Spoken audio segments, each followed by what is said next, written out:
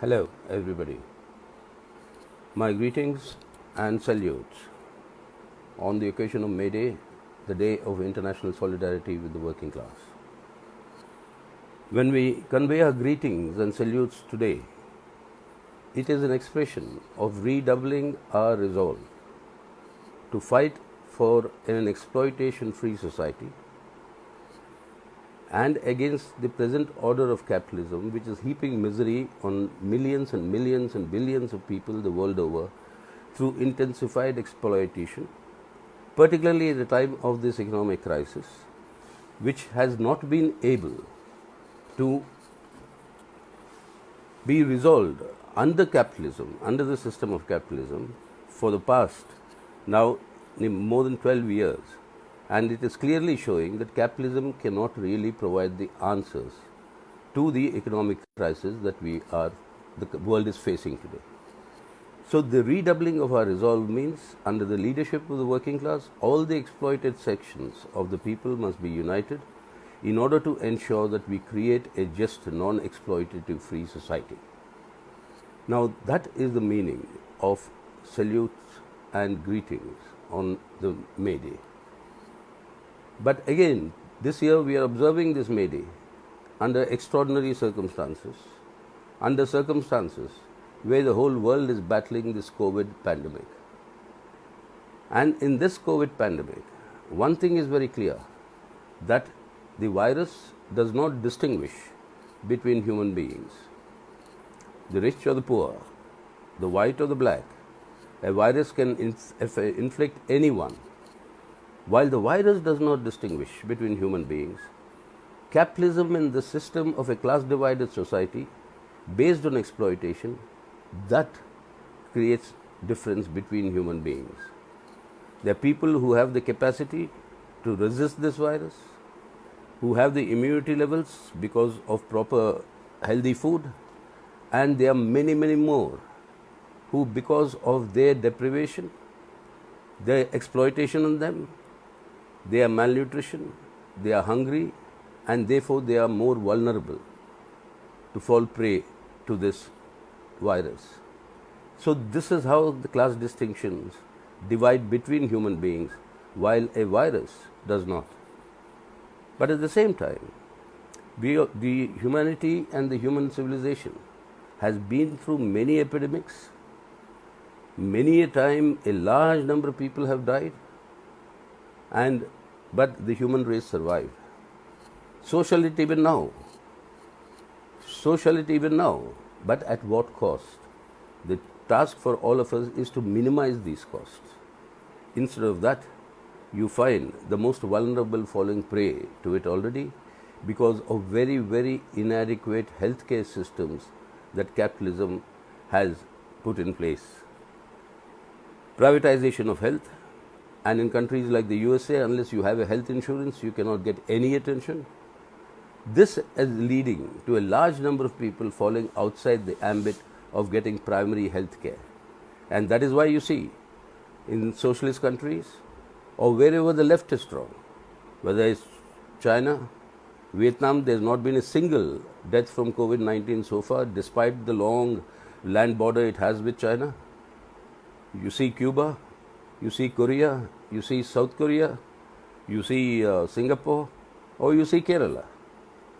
The way Kerala has today managed to deal with this pandemic and managed to minimize the loss of human life is today a shining example of what is called the Kerala model, which even the World Health Organization and everybody keeps talking about.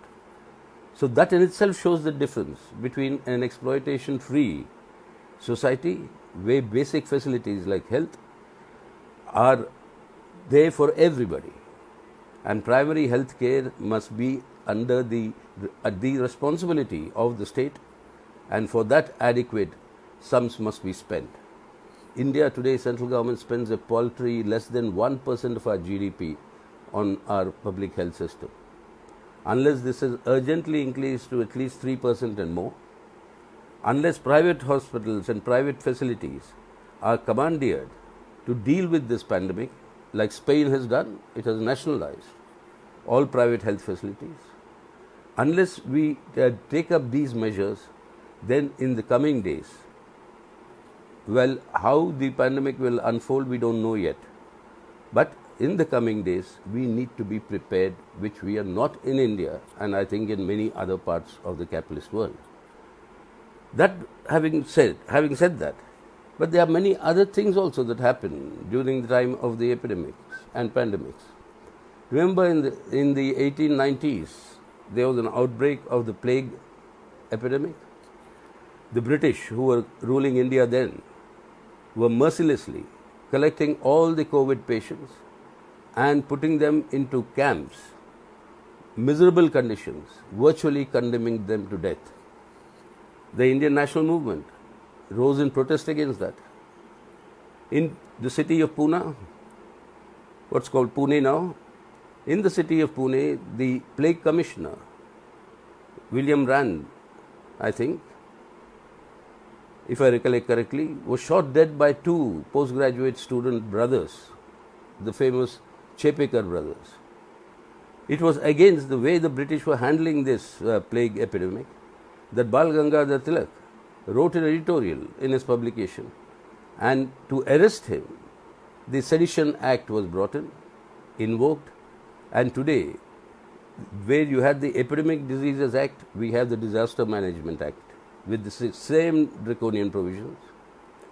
The Sedition Act continues as it was under the British statutes, which is being misused against anybody who is openly dissenting against this government.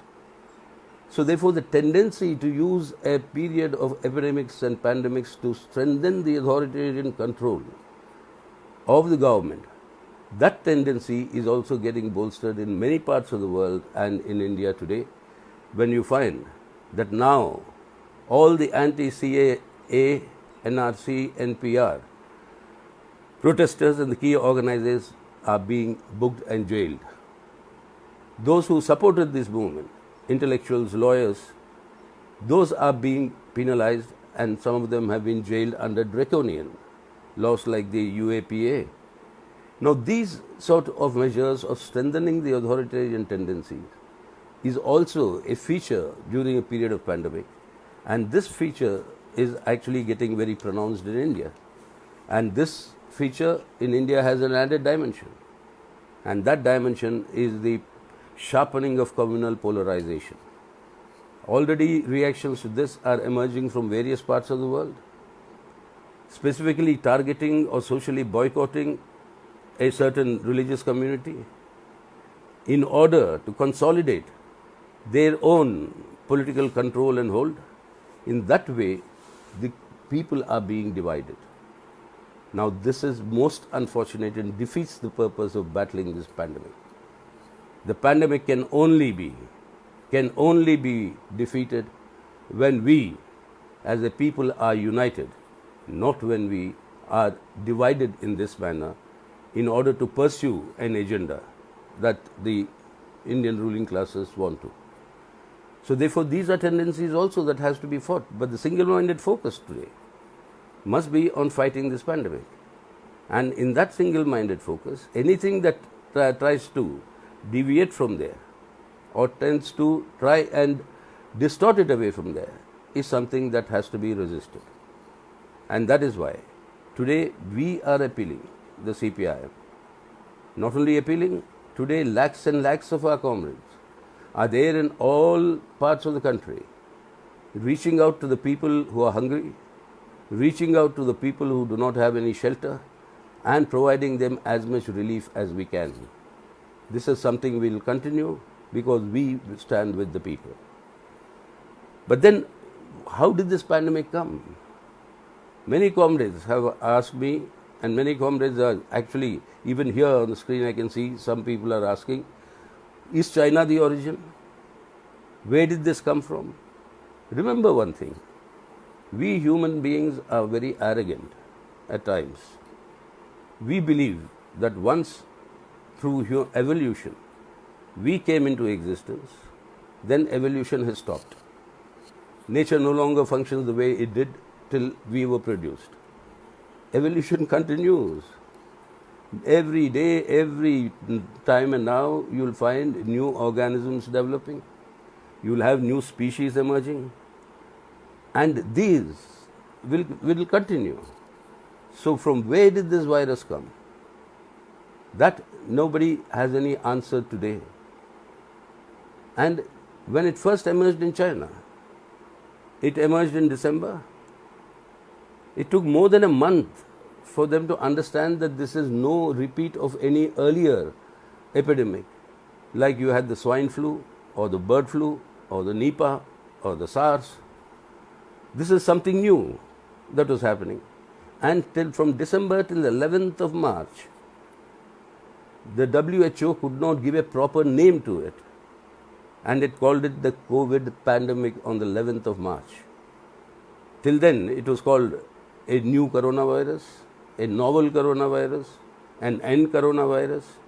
How is it transmitted? How does it move? All this, it took every scientist in the world working together to come to a certain amount of conclusion that we know today. And that conclusion is that we have to be hygienic, we have to maintain a certain distance, which is today being called social distancing. That is wrong. There is nothing called social distancing. There is physical distancing. It has to be a physical distancing with social solidarity. And it is that social solidarity that is important in fighting this unitedly. The first case in India appeared on 30th of January in Kerala. So will you now say that Kerala started it in India? That would be absurd. It's not a question of apportioning blame now. The question is that this is a new disease that has emerged. We have to find a way of tackling it. Vaccines will take some time to emerge, and till that time, we have to take all the precautions of being hygienic, maintaining physical distancing, and to ensure that more people do not die. But at the same time, we must also ensure that more people do not die for non-COVID reasons. Yes, in India, more than 1,000 have died because of COVID. There are no actual estimates, but many have died because of hunger, malnutrition, or deprivation, or the crisis that was created by this sudden announcement of lockdown, without giving notice or time for the state governments in India to prepare, for the people to prepare. There was 1 day's Janta curfew called by our Prime Minister. 2-day notice was given for that. For now, what is going on now, till almost 2 months, the whole country will be locked down. The notice given was just 4 hours. If proper notice was there of 2 or 3 days, many of the migrant laborers who are working in different states, they've lost their jobs. They cannot live where they were living because they can't pay their rents. They had to go back home because that's the only place where they would survive. No, you did not allow them to go back home, did not give them notice, stopped all trains and buses, all transportation. And then the mayhem by which you had people walking for thousands and thousands of kilometers to reach their homes. Many died on the way. Many are yet to reach. And the Indian government correctly evacuated thousands of people who were stranded in foreign countries when the pandemic broke out. And without charging them anything, by chartered flights. But we don't have, government says they don't have money to pay for the trains to go. The Prime Minister started a private fund bearing his name, in which thousands of crores of rupees are being pulled in. Where will all that money go but if not for the people's interest? But now what has been the order given today? That the state governments will have to pay for the trains that will leave from their states carrying what Kerala calls the guest workers back to their homes. The state governments were not consulted before the national lockdown. But now the state governments are being asked to pay for the consequences of the lockdown, which has been the making of the central government. So if this is the way they are acting, what were the preparations that were done? The first case, as I said, came out on 30th of January. The Kerala left-wing government started the control rooms in anticipation of this happening, because a lot of our Kerala brothers and sisters work in many countries all over the world or study, and with them coming back, there is a danger. So controls rooms were set up in all the district centers by the 25th of January, 5 days before the first. I'm sorry, there was an interruption, but then we'll continue. 5 days before the case emerged, you had the entire set up and infrastructure laid down in Kerala. And in India, from January 30th, where I was when we broke up was that the 2 months of time that we had to prepare, we unfortunately did not. And that has been the charge of the CPIM against the central government. We have been demanding from day one, please augment our health facilities. Please give proper protection equipment to our health workers, doctors. If they start falling prey to the virus, then it will be a very dangerous situation, and that is what unfortunately is happening now. Because instead of doing those things, what was done? A big Namaste Trump was organized. Lakhs and lakhs of people were freely brought for that event, and now see the situation in Gujarat. In Madhya Pradesh, a democratically elected government was toppled, and a new government, a BJP government, was sworn in, and that was a public swearing in where lakhs of people were there. Now see the situation in Madhya Pradesh. So instead of doing the preparation, something opposite was being done. A congregation of the Tabligis was allowed, permitted. People were allowed to come from abroad, from those countries where the COVID was on a rampage, Indonesia, Malaysia. They have been able to better control it, but then they were allowed to move around in India. For the same congregation, the Maharashtra state government refused permission.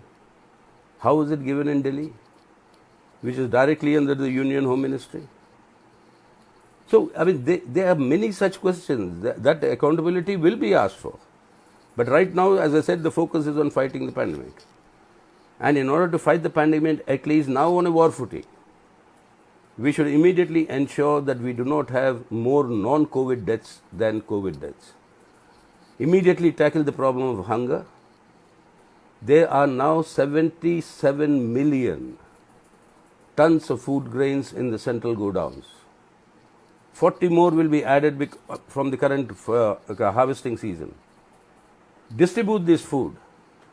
Send it to the states who are on the battlefront fighting this pandemic, and let this be distributed free of charge to everybody who is hungry. That is at least 10 kilograms per individual for all those who are needy and hungry can be given for the next 6 months with the existing stock. Forget the new stock that will come. For everybody who has lost their job, a daily worker, that is all non-income tax paying individuals, their families must be paid rupees 7,500 per month for the next 3 months. India has announced a fiscal package of 1.7 lakh crores, which is less than 1% of our GDP. There are countries like Japan which are spending 20% of their GDP. In the USA, they've said 10% of the GDP, and US GDP is many times more than Indian GDP. And Donald Trump is going on asking, announcing that he's going to spend trillions more. Now, people who are losing their jobs today, many people have already lost their jobs, many people have already had a pay cut, and the working people are suffering with job losses and pay cuts, while the world's rich and India's rich are making super profits. 10 billionaires, US billionaires, have added to their wealth $208 billion during this pandemic period. In India, the biggest corporate, Reliance, has reported 2 days ago a profit of 17.7%. increase. Its profits have increased by 17.7%. But yet Reliance is sacking people from jobs, implementing wage cuts. So the rich becoming richer in the pandemic, the poor becoming poorer, the basic character of capitalism. So in India today, we have now, on behalf of the CPIM, given to the government on the May Day. On the May Day, we have forwarded to the government, which was released subsequently yesterday to the media, a economic roadmap where we have outlined what are the measures that need to be taken up immediately, like the distribution of cash and food grains. Likewise, the question of health and increasing the levels of testing, which is absolutely important. A lockdown without doing basic testing and identifying the areas that where there are clusters of community transmission and locking them down completely. Without that, a lockdown in general is meaningless because you're not containing, you're just postponing this disease from spreading. So therefore, these measures have to be undertaken. And we have given it in immediate measures, short-term measures, and long-term measures. And this has been given, on behalf of the CPIM, I have appealed to all the leaders of like-minded parties who have also been voicing independently their own concerns on similar issues, that we should all come together and jointly work out a manner in which we can pressurize this government into undertaking these measures. So that, comrades, is currently the battle in which we are in on the occasion of this May Day. So solidarity with the world and the working class means solidarity in fighting this pandemic today, solidarity in fighting the conditions where this pandemic affects different people differently, which is on the basis of this class divided society, and that redoubling our resolve to carry forward these struggles. And many of you who are now living in many other countries, and particularly to my brothers and sisters in Ireland, when we convey our greetings and our revolutionary greetings and solidarity, yes, there are lots of concerns. If this situation continues, many may have to come back losing jobs. Now that will be an issue for us to take care of all of them, for India, I mean. So that is why we all need to come closer in our struggles today and build up this solidarity in terms of a fighting unity for the sake of the interests of the working people, their future, and that is today the meaning of redoubling our resolve. So come, let us together contribute first to save this world today from this pandemic, and then to change it for the better in the coming days. So my greetings and red salute to you, all of you once again. Please be safe. Maintain, as I said, physical distancing with social solidarity, not social distancing. And be hygienic. And that is what we need to do today, and take the necessary precautions till we have a vaccine or a medical solution. So thank you once again, and sorry for these interruptions, because 2-month lockdown means the private providers of internet services, I'm sure, are not very happy to continue providing this without getting back some of their profits, though Reliance has made a lot of profits. But let us see. So sorry for the interruptions that happened. See you again soon, I'm sure, on some other occasion. Goodbye for now.